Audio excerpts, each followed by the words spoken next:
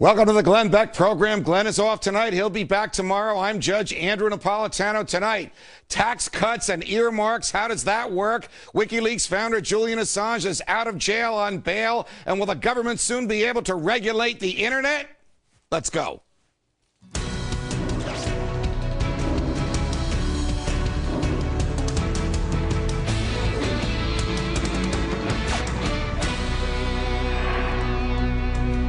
Hello, America. Tonight, the tax cuts package heads towards a vote in the House, or does it? Wednesday, the Senate passed the $858 billion package. President Obama now telling Democrats in the House to pass this bill with no changes. Now it's being held up by procedural complaints filed by the Democrats in the House. Meantime, the federal government is facing a shutdown if Congress doesn't pass a spending bill soon. The current bill contains about $8 billion in earmarks. Didn't we get rid of those? With me now, Republican Congressman from Texas, Ron Paul. Congressman Paul, it's a pleasure. Welcome here. Where do things stand now with this tax package in the House? Is the government going to shut down? Are the Democrats even going to allow this tax bill, which keeps the tax rates, the income tax rates where they are, to come to the floor for a vote? Well, we're in recess now, so the vote is not pending. It may come later tonight. It may come tomorrow. I predict that the government will not shut down and that the vote will finally come out and they'll iron out their differences. But the fight is, between some of the Democrats. So whatever they decide, they do want to have some amendments. They want more debate, the people who are objecting.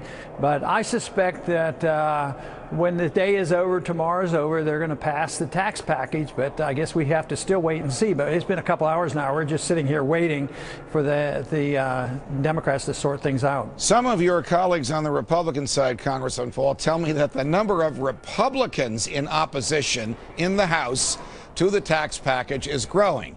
And their theory is that the tax cuts are not accompanied by enough spending cuts. And besides, the estate tax is raised and the unemployment insurance, which the federal government should have nothing whatsoever to do, is being extended by 13 months. So they're going to vote against it. And some of them, a few of whom you know very well, have told me it could be as many as 60 or 70 Republicans voting against this deal. What are you hearing?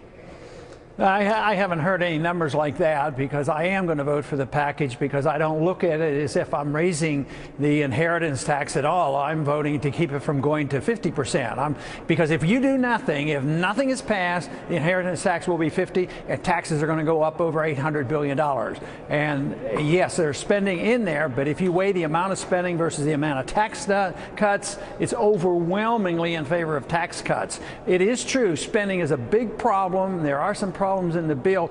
The problems aren't as big as said because a lot of people who are against the bill say that tax credits are a problem and they're special. I don't do that. I give tax credits to everybody. And if you want to equalize tax credits, give more tax credits so everybody gets them and don't do this micromanaging through the tax code.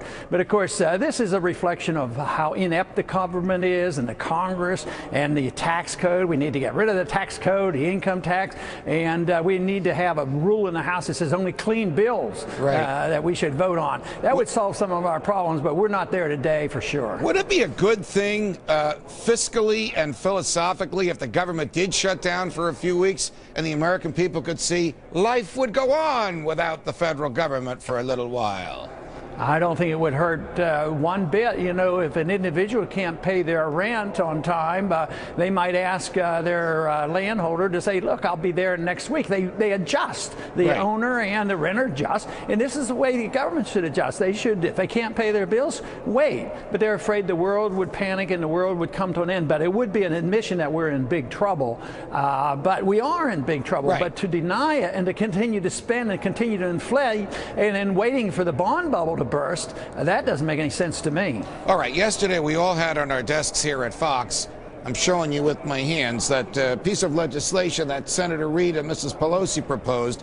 It's about a foot thick. It's 2,000 pages in length. No human being could read this thing in less than 3 or 4 days.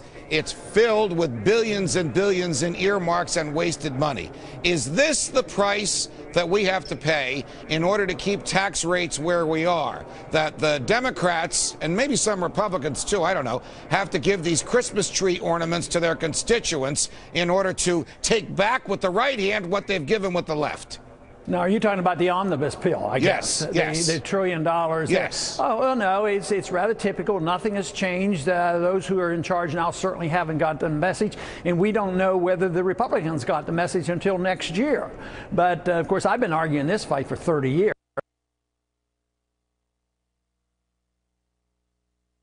Overspending and dependency on the Fed to print the money in order to cover the debt would bring us to this crisis. But the crisis is building because we haven't changed our tune. We haven't changed our tune on spending yet, or taxes yet, and of course we haven't changed our tune on the Federal Reserve. So all we have done is make our problems that much worse. But it's coming to an end.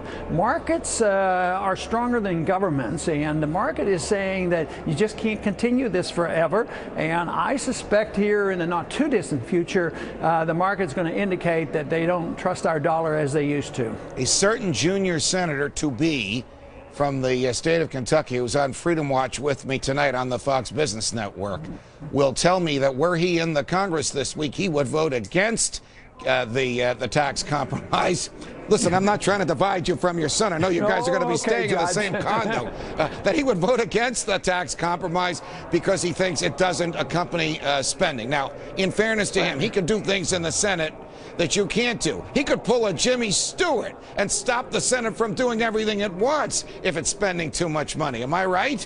Yeah, he could, but that doesn't change the attitude of the people. You can block things for a day or two or three, but ultimately the people have to change. They have to decide they don't want welfare and they don't want warfare, and then the Congress will respond. But I think what you say demonstrates how messed up this whole system is, the process that's horrible, because you have a division here. Very honest conservatives are saying you shouldn't vote for it because it's going to raise the debt, and others like myself say you're going to raise taxes $800 billion. There's no absolute right answer for this. I just happen to think raising taxes now is worse than worrying about the deficit at this time, because I think they have bloated the concerns about the deficits. It's more like $60 billion, and like I said earlier, they're counting tax credits as spending, and tax credits are not spending. Before I let you go, we have about 30 seconds left. You used an interesting phrase before, the markets are stronger than the government. What did you mean by that, Congressman Paul? Well, the best example of this was in the 1970s when,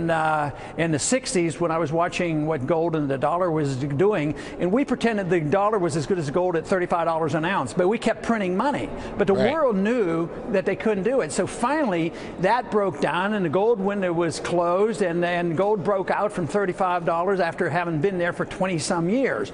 So the market overruled what the government kept lying to us. Oh, our dollar's as good as gold. So they more or less are doing the same thing now. Our dollar is as good as it used to be, and everybody's going to take it forever. But the markets eventually, even if it's in the self-interest right now of China hanging on to our dollars and not bringing us down, there will be a day somebody will precipitate an event where people will buy our dollars less, or they will dump our dollars, and the market will win out, because you cannot have a system where we can print money forever. If that were true, Judge, none of us would ever have to work. All we have to do is say, send me some money, get Bernanke to send us all a check for $20,000 every month, and we'd be so wealthy, and we'd just buy stuff from China, and we would be wealthy forever. But that's the extreme, and that's what we're moving toward, and eventually it'll be rejected. Congressman Paul, thanks very much for joining us. Thank you. The tax cuts package and more earmarks, mixed messages for business, investors, and taxpayers. Let's bring in our panelist, Tom Woods, author of Nullification, How to Resist Federal Tyranny in the 21st Century. I love that book. Steve Moore, senior economic writer for the Wall Street Journal and the Fox Business Network senior correspondent, my buddy and author of Bought and Paid For, Charlie Gasparino. Charlie, to you first. Are the markets stronger than the government? Will they always correct or modify government excess and government commands? Generally, but, you know, we also have to point out that government is in cahoots with Wall Street in many ways. As you know, there was in 1994, there was a Mexican peso crisis where where everybody bet wrong, and the government bailed out all the Wall Street firms who should have taken it on the chin right then, and that ultimately led to all the risk-taking that occurred in 2008. But yes, what Ron Paul said is right. The bond prices are starting to go down, yields are spiking, being. And I'll tell you, if they don't get the deficit under control, that doesn't mean you shouldn't cut taxes. If they don't get the deficit under control, we're going to have a massive problem in the bond market. Steve Moore, where do you come down as one of the preeminent free market folks around in this divide among the Republicans? Are you on the Ron Paul side? We've got to vote for this package that the president negotiated because it keeps the Bush tax era rates in place. Or are you on the Jim DeMint, Michelle Bachmann side? I'm not going to vote for anything that doesn't have a spending cut because it also raises the estate tax. How do you see this? Well, Judge, let me just start by saying that this process is one of the most reprehensible processes I've seen in passing the budget and a tax bill in the 27 years I've been in Washington. Indeed. I mean, Americans should just be appalled by this. Remember, I mean, people are forgetting. We had, or at least people in Washington are forgetting, we had an election 45 days ago, and what people voted against was exactly what this lame duck Congress is doing. What did people say in the election, Judge? They said, stop the spending, stop the earmarks, stop the bailouts. And these guys act like the election didn't happen. You got 50 Democrats now in the House who've been voted out of office who are voting for all these earmarks. All right, So I'm just so disgusted by the process. Now, how would you vote? Tax bill. On the tax bill, I would vote for this bill because I agree with Ron Paul that we cannot allow all those taxes to detonate, that tax bomb to detonate on January 1, or I think it would jeopardize a double-dip recession. But you know what? If the Democrats take this down because, they're passing a bill in the House that breaks the deal, it raises the estate tax even higher than the deal. And in my opinion, what we've said at the Wall Street Journal, if they do that, the deal is off.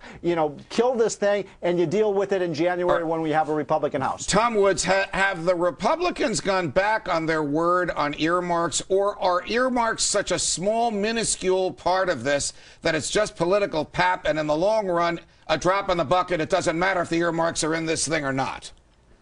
Yeah, I think the whole earmark issue is an attempt to distract the Tea Party from real cuts. I mean, earmarks amount to a rounding error in the federal budget, at a time when we're going to be facing within 10 years nearly $1 trillion in interest payments on the debt every year alone. Just interest payments on the debt. Earmarks is a complete triviality. So, in fact, to the contrary, if the Republicans did go back on that, that's not my issue. My issue is their promises were so lame to start with. Their promises were, we're going to cut $100 billion in the budget, which, given the crisis we're facing, that's like $3 off a trip to the moon. All right, guys, let's be a little more ambitious. Charlie, even if this thing passes, I'm talking about the tax bill now, and the Bush-era tax rates stay where they are for another 2 years. Is 2 years enough for business and industry to plan in advance? I mean, let's say you're going to build a building. You have to acquire the real estate, get the permits, start digging the holes. Can all that be done in 2 years? I think it's better than the alternative of taxes going up dramatically. I mean, if I talk to CEOs all the time. They are really worried about the massive amount of taxes that are going to be hitting small businesses and individuals. And I will say this, that if you grow this economy, and that's missing from this debate a lot, grow this economy, when you grow the economy, the deficit goes down. You get more revenues. The deficit becomes smaller as a percentage of GDP, and then you can actually, if you believe the guys in Congress, the Paul Ryans in Congress, they're going to start cutting. All right, Tom. Ron Paul just said it might not be such a bad thing if the government did shut down for a couple of weeks, especially around Christmas when there aren't that many government services provided anyway. How would life be if we realize we don't need the great federal government 24/7? What do you say about that? Well, given that we are facing a fiscal crisis, that the light at the end of the tunnel turns out to be an oncoming train, my view is, given that we're going to have to cut eventually anyway because of reality, we might as well sit back and enjoy it. We might as well realize that the 7th grade schoolboy version of government that we got that tells us we can't survive without it, we can't do without this program or that program or that program. To the contrary, we would flourish without these things. The faster we can slash and burn, but I'll tell you, the 3 words that guarantee default, that guarantee it, are off the table. Oh, this is off the table. That's off the table. You've got to be kidding me. We need a giant table with everything on it. Steve Moore, just to get a little bit into the political area here, were you surprised when the president started saying things like tax cuts will help unemployment, tax cuts will advance prosperity? This is the exact opposite of his entire career as a politician, as a professor, as a community organizer, as a state senator, as a U.S. senator, and as a candidate. So has he suddenly rediscovered economics 101, or does he just know how to read election returns?